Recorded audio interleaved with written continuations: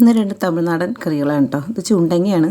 ഞാൻ പാലക്കാട് കൽപ്പാത്തി പോയപ്പോൾ മേടിച്ച കേട്ടോ. ഇതാദ്യം നമ്മൾ എണ്ണയിലൊന്ന് വറുത്തെടുക്കണം. കൊണ്ടാട്ടമാണ് ഇത് കേട്ടോ. ചുണ്ടങ്ങ ഉണക്കിയതാണ്. നമ്മുടെ നാട്ടിലും കിട്ടും ഇത്. ഉണക്കി ഇങ്ങനെ കിട്ടുമെന്ന് അറിയില്ല കേട്ടോ. ചുണ്ടങ്ങ മരത്തിൽ ഇങ്ങനെ ചെടിയിൽ കണ്ടിട്ടുണ്ട്. അതിന് ആദ്യം എണ്ണ ഒഴിക്കുക. ഞാൻ വെളിച്ചെണ്ണയാണ് ഒഴിച്ചത്. ശരിക്കും നല്ലെണ്ണയാണ് ഒഴിക്കേണ്ടത്. കടുക്, ഉലുവ, പിന്നെ ഉഴുന്നാണ് ഇട്ടേക്കുന്നത് കേട്ടോ. ഇത് എൻ്റെ ഒരു സ്റ്റൈലും കൂടിയാണ്. എന്നിട്ട് അത് നല്ലപോലെ ഒന്ന് ഉഴുന്നിൻ്റെ കളറൊന്ന് മാറണമല്ലോ. അത് കഴിയുമ്പോൾ നമ്മൾ ചെറിയ ഉള്ളിയാണ് ഇതിന് മെയിനായിട്ട് ചേർക്കേണ്ടത്. ടേസ്റ്റ് കൂടുതൽ ചെറിയ ഉള്ളിയാണ്. അപ്പോൾ ചെറിയ ഉള്ളി നമ്മൾ നമ്മുടെ വീട്ടിൽ എത്ര പേരുണ്ടെന്നനുസരിച്ച് അങ്ങനെ ഇടാം. പിന്നെ ഞാൻ കുറച്ച് അത്യാവശ്യം ചേർക്കുന്നുണ്ട് കേട്ടോ. ഇവിടെ ചെറിയ ഉള്ളി വെളുത്തുള്ളിയൊക്കെ ഇഷ്ടമാണ്. പിന്നെ വെളുത്തുള്ളി, പിന്നെ തക്കാളി വേണമെങ്കിൽ കുറച്ചും കൂടി ചെറുതായിട്ട് അരിയാം. എളുപ്പത്തിന് ഇങ്ങനെയാണ് അരിഞ്ഞത്. പിന്നെ മഞ്ഞൾപ്പൊടി, മല്ലിപ്പൊടി, പിന്നെ കാശ്മീരി ചില്ലി പൗഡർ എരിവിന്. ഇത്രയും ചേർത്തിട്ട് നല്ലപോലെ മിക്സാക്കി എടുക്കുക. നമ്മൾ വഴറ്റിയെടുക്കൂലേ, അതുപോലെ എടുക്കുക. ഉപ്പും ചേർക്കുക. എന്നിട്ട് വഴറ്റിയെടുക്കുക. അത് കഴിഞ്ഞിട്ട് അതിന് ഗ്രേവിക്ക് പുളിവെള്ളമാണ് കേട്ടോ ചേർക്കേണ്ടത്. അതാണ് വറ്റൽ കുഴമ്പ്. പുളിവെള്ളം ചേർത്ത് കൊടുക്കുക.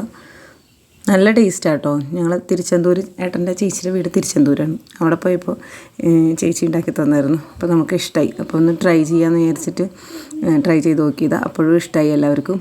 ഈ ചുണ്ടങ്ങ ചെറിയൊരു കയ്പ്പുണ്ടായിരുന്നു. അതാരും കഴിച്ചില്ല, മാറ്റി വയ്ക്കലായിരുന്നു. പക്ഷെ ഒരുപാട് ബെനിഫിറ്റ് ഉണ്ട് ഈ ചുണ്ടങ്ങയ്ക്ക്. ഷുഗറുകാർക്കൊക്കെ നല്ലതാണ്. പിന്നെ അത് എന്നിട്ട് നല്ലപോലെ തിളച്ച് വന്നു കഴിഞ്ഞപ്പോൾ ശർക്കര ഇട്ട് കൊടുത്തു.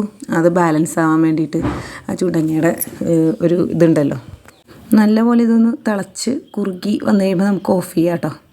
അത്രേ ഉള്ളൂ. വളരെ സിമ്പിളാണ് ഉണ്ടാക്കാനായിട്ട്. നല്ല ടേസ്റ്റുണ്ട്. ലാസ്റ്റ് ഞാൻ ഇത്തിരി കരിവേപ്പിലയും കൂടി ഇട്ട് കൊടുത്തു. കുറച്ച് തിളച്ച് വന്നപ്പോൾ ഇതുപോലെ കുറച്ച് കൊഴുപ്പായിട്ട് ഇങ്ങനെ കിട്ടിയിട്ടുണ്ടായിരുന്നു. നല്ല ടേസ്റ്റാണ്. അപ്പോൾ ട്രൈ ചെയ്ത് നോക്കണേ. നെക്സ്റ്റ് നോക്കാം. തക്കാളി കൂട്ടാണ് നെക്സ്റ്റ്. അത് നേരത്തെ കണ്ടതിനേക്കാളും എളുപ്പമാണ്. നല്ല ടേസ്റ്റുമാണ്. ഇത് നമുക്ക് ചോറിൻ്റെ കൂടെ മാത്രമല്ല, ദോശ ഇഡലിക്ക് കൂടെ കഴിക്കുക. ഞാൻ കുക്കറിലാണ് ആക്കുന്നത് പെട്ടെന്ന് ഉണ്ടാക്കാൻ വേണ്ടിയിട്ട്. കുക്കറിൽ എണ്ണ ഒഴിക്കുക, കടുക് വറുത്തു. ഇതിന് സവോളയാണ് ഇട്ടിരുന്നത്. സവോള, തക്കാളി, കരിവേപ്പില ഇതൊക്കെ ഇട്ടിട്ട് നല്ലപോലെ വഴറ്റിയെടുക്കുക. അത് കഴിഞ്ഞിട്ട് ഇത് ചെറുപയർ പരിപ്പാണേ. ഇത് കൂടുതൽ ടേസ്റ്റ് എനിക്ക് തോന്നിയത്. കടലപ്പരിപ്പോ അല്ലെങ്കിൽ നമ്മുടെ സാധാരണ തൂരപ്പരിപ്പോ ഇടാം. ചെറുപയർ പരിപ്പാകുമ്പോൾ അതിൻ്റെ ടേസ്റ്റ് നല്ല ടേസ്റ്റാണ്. അത് കഴുകി വെച്ചതാണ്. പിന്നെ മഞ്ഞൾപ്പൊടി, കാശ്മീരി ചില്ലി പൗഡറാണ് ഇടുന്നത്. എരിവ് കൂടുതൽ വേണ്ടവർക്ക് മുളക് പൊടി ഇടാം. ഇത്ര ഇട്ടു. പിന്നെ ആവശ്യത്തിന് ഉപ്പ്. എന്നിട്ട് നല്ലപോലെ മിക്സാക്കി അത് വേവാൻ ആവശ്യമുള്ള വെള്ളം ഒഴിച്ച്. ഇത് ഒരു ലിക്വിഡ് അങ്ങനത്തെ ഫോമല്ല കേട്ടോ. കുറച്ച് കട്ടിയുള്ള ഒരു കറിയാണ് ഇത്. എന്നാലും ഇത് അത്ര മതി കേട്ടോ. നമുക്ക് ചോറിനാൻ നല്ല ടേസ്റ്റ് ആയിരുന്നു ഇതും ഞങ്ങൾ തിരുച്ചെന്തൂരിൽ ചേച്ചി ഉണ്ടാക്കി കഴിച്ചിട്ട് എല്ലാവർക്കും ഇഷ്ടമായതുകൊണ്ട് ഞാൻ ട്രൈ ചെയ്യണതാണ്. വെന്ത് കിട്ടിക്കഴിഞ്ഞപ്പോൾ ഇതുപോലെ കിട്ടിയിട്ടോ. നമുക്ക് സൈഡായിട്ട് വേറെ ആ കറിയുടെ കൂടെയും കഴിക്കാം, എന്തിൻ്റെ കൂടെയും കഴിക്കാം. ഇത് കണ്ടോ, ഇങ്ങനെ ആയതുകൊണ്ട് നമുക്ക് ഇഡ്ഡലിക്കും ദോശയ്ക്കും ചപ്പാത്തിക്കും ചോറിനും കഴിക്കാം. ഇതും സൂപ്പർ ടേസ്റ്റ് ആയിരുന്നു. അപ്പോൾ